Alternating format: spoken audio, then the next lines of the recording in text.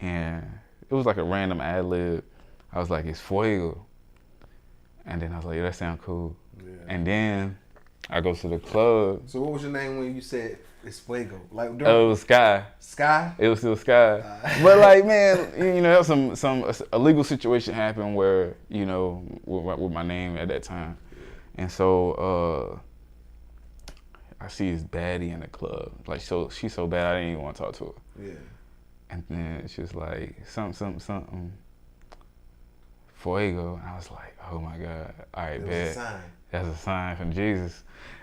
So then I was like, shit, I can't say Fuego because there's already a Fuego in the industry. So I was like, Edi, because like normally like in the Hispanic community, Edi is like the little one, like the little brother. Yeah. So like that's where Edi Fuego, and then you know the weed shit, you know, edible. Tell me about the shirt you got on, man. Yeah, this that shirt, man. Yeah, it's that Edi Fuego shit. I appreciate that. I always, you know, everybody get to the brand, you know, and then I always cross brand and you know, thank you for even having me here. Oh yeah. And really, you know, it's really just about you know, it's the logo. It's really about burning the sometimes you got to burn the world to make it new. So it really is like the bottom half is really like the world, and the top is just on fire. You gotta burn the world to make it new. Yeah, like the phoenix. You know, it's like really about rebirth. So it's kind of like, you know, it's all right. You know, you can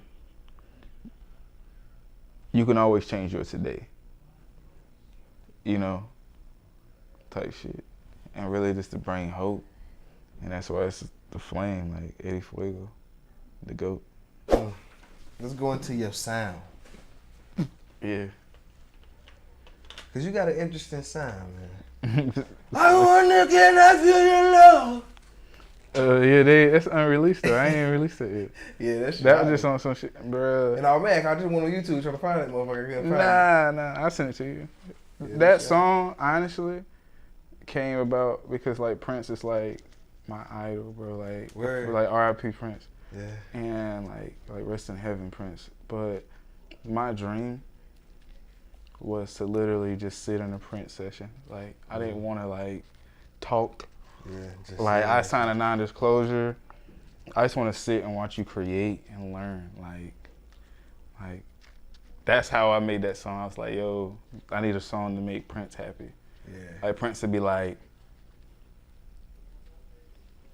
you know, do some weird shit. My latest project I just dropped, like I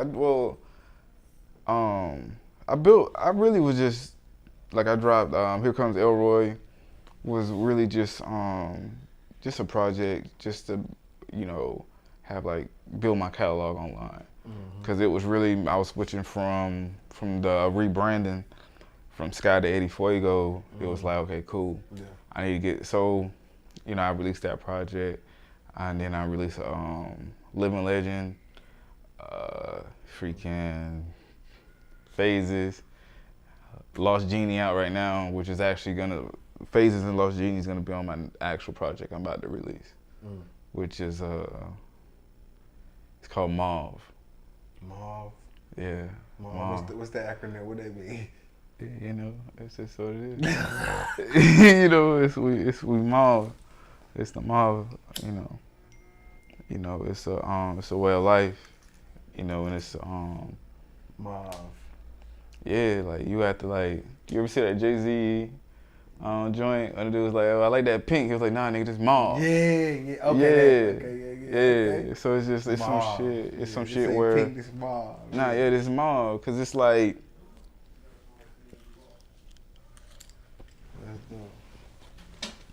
It's a little bleeder. I can't wait till you hear this song, nigga. I swear I can't. Cause I already know what part I need you on.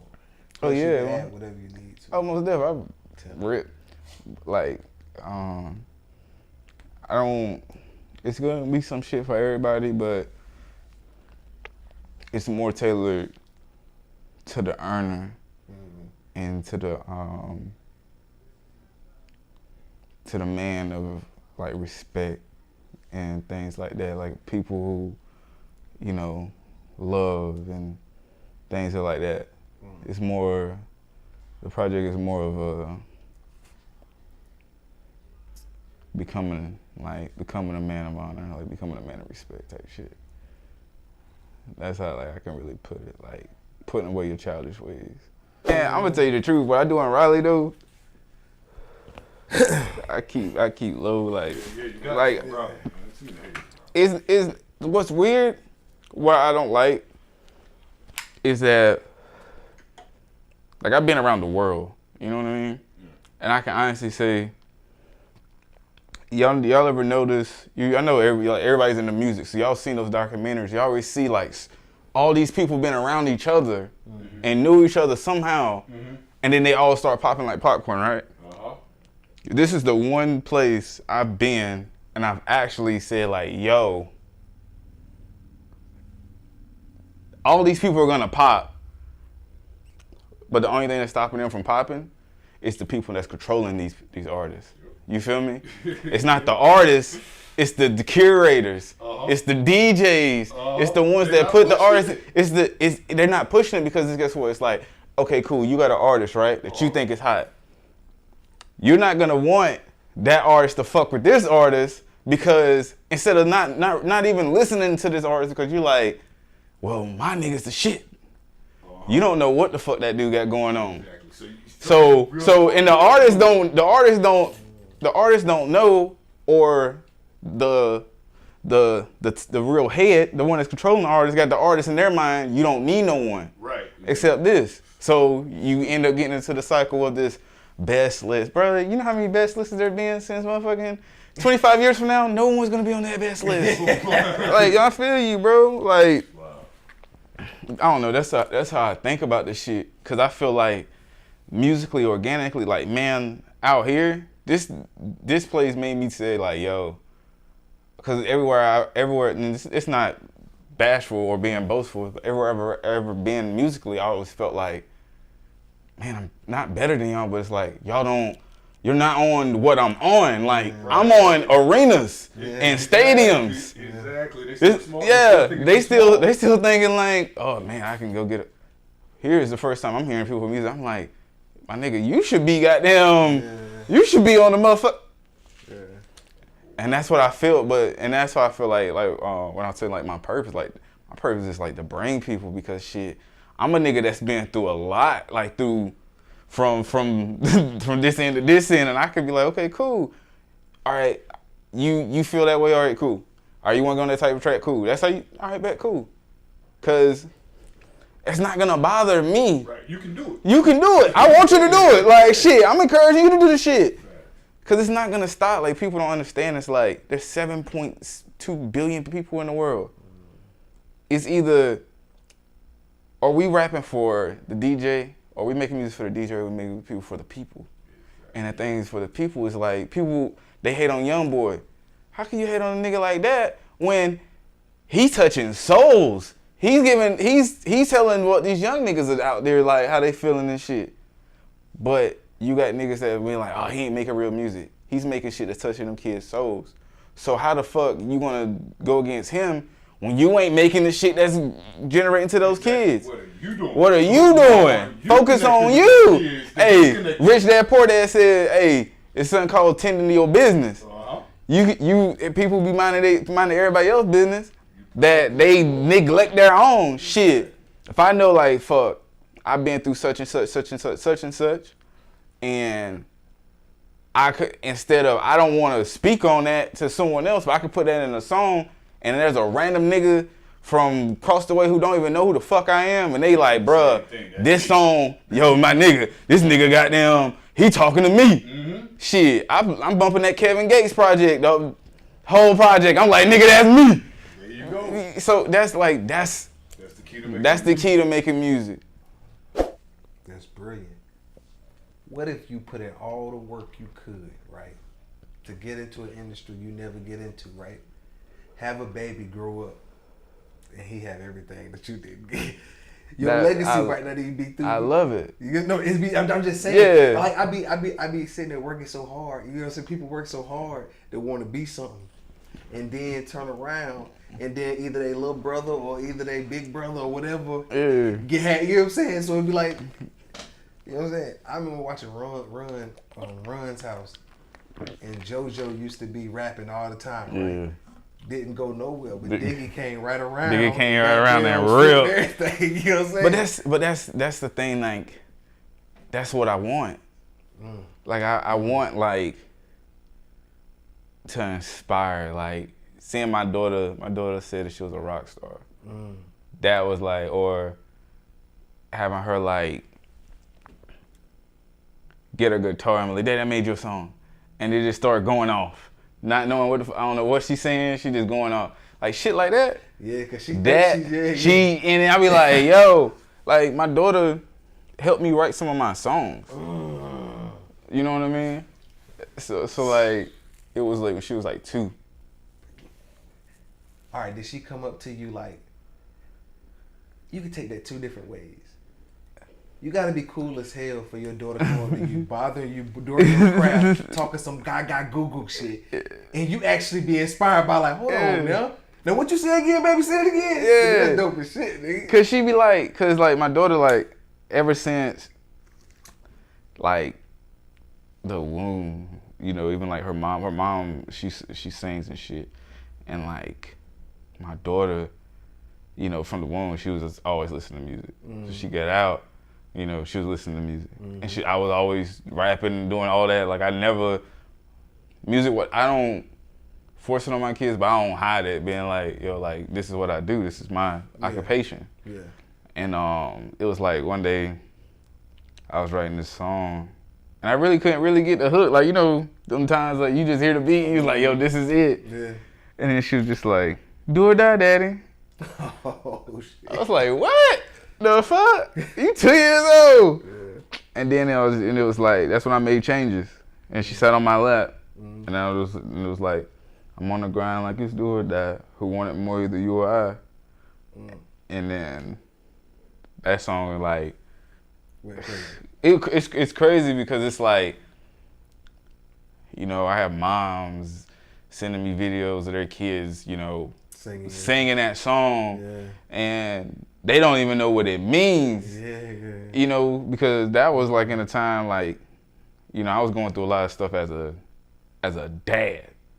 Fuck being, you know, rapper or all that. I was going through a lot of shit as a person, like, and like boom. So boom, you was in the military. Yeah. Boom.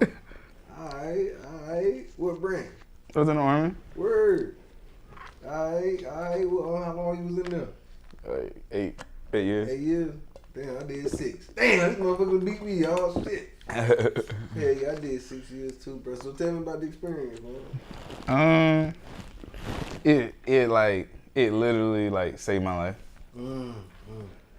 It really like, I didn't at first like understand it because it's like a lot of shit didn't make sense. But once, like, you know, like I deployed like as soon as I got to my unit. You know what I mean? That shit, you know what I mean? That shit sucked. Bro, I knew a chick who deployed, they drunk her from basic, said, yo, it's my One of them National Guard people, right? Nah. We was in basic training for the Army. Like, I still for active? Yeah. Oh, and they took you from basic straight? No, not me. No. Oh, okay, her. Girl, oh, damn. Girl, she could speak like she was bilingual. Oh, yeah. Bro, like, she didn't even basically graduate, nigga. They said, hey, we need you. Your unit. Oh, wow. Shit was crazy. Nah. But yeah. But yeah, like, so, like, you know, I went in as an MP, as a military police. Yeah. Nah, it's literally, but here's the thing, though, like, what people don't understand, right? You think being in the Army is rough. Being, like, you know how it is. Yeah. You know how it is being black in the Army. Yeah. Man, it ain't shit compared to being black as an MP. But the thing is, you know, from basic, I had great leadership. Okay. So, you know, I had he's the one that like was like, yo. Yeah. He sat me down. He said all the black, you know, cause you know when you go through, they put on your bag, Bravo Mike, right? You know what I'm talking about? Yeah. But see, no, go. So, well, I don't know with that. Well, MPs, there are not a lot of black people that go in. There's not a lot of black, especially males, that go in BMPs. I mean, I see that. Right? So what they have to do is have to spread it in between the platoons. So what they do is they put Bravo Mike, Bravo Foxtrot, whatever. That's how they spread, you know, diversity. But man, nobody gives a fuck about that. Like, just training. But, you know, I went to airborne school. Oh, dope. Fayetteville. Man, nah, but here's the thing. Bragg wasn't my first duty station. What was it? I was at Fort Campbell. Like, I'm a 101st. Mine was airborne. Yeah. See, nah, bro. I ain't want to go airborne, bro. I ain't want to go airborne, and I ain't want to go airborne because I didn't do well in running. And the word was, you go to Brad, you gotta run every day. You running every day. Yeah, but see, I sucked at running, so. Nah, bro, like, here's the thing. It's not, like, what motivated me, you know, I was in a situation, so I couldn't get in no trouble. But what really motivated me to, like, succeed in the Army was because it was like, yo, everyone expects you to fucking fail. Yeah. Like, you notice, you go through, like, basic training is really meant to break you out of who you used to be. For you to be able to like, yo, if I tell you to do something, I need you to do it and don't question it at this moment, right? When you get to your unit, they have to build that trust into you, right? But at the same time, the system gets corrupted because you have people in leadership who only got there by malicious intent. They got there by lying, by deceit. So when you got these people in charge, right, that leads into a toxic ass unit. But then you got these non-commissioned officers, because I came in 09, the year of the NTO. Yeah. They was fucking us up. Yeah. Fucking us up, bro. Like, there was a time, bro, we got dusted off. We got dusted off to the point, we got dusted off until someone quit. This one specific person, until he said he wanted to go home. They was not stopping. In the first listen, but that shit built something in me, because, like, yo, I can go through that. That's Exactly why I stayed, bro. That's exactly why I stayed through basic and everything, bro, because I knew, I knew that up until I didn't give a fuck no more. But I don't want to get into my story. But damn. So you became an NCO? Yeah. What was your highest rank? I was a sergeant. Word. It was fucking, like, I love like I feel like leading is something I'm good to do well. Like, but man, being a fucking non-commissioned officer, bro, that's an honor. Like, few don't understand what it takes to really be a fucking, like, yo, I'm in charge of these people's lives. If, you know, something goes wrong, like, and I had great leadership in the beginning of my career that instilled that into me, you know what I mean? Like, the value of, like, and they honor that shit. So that shit was awesome.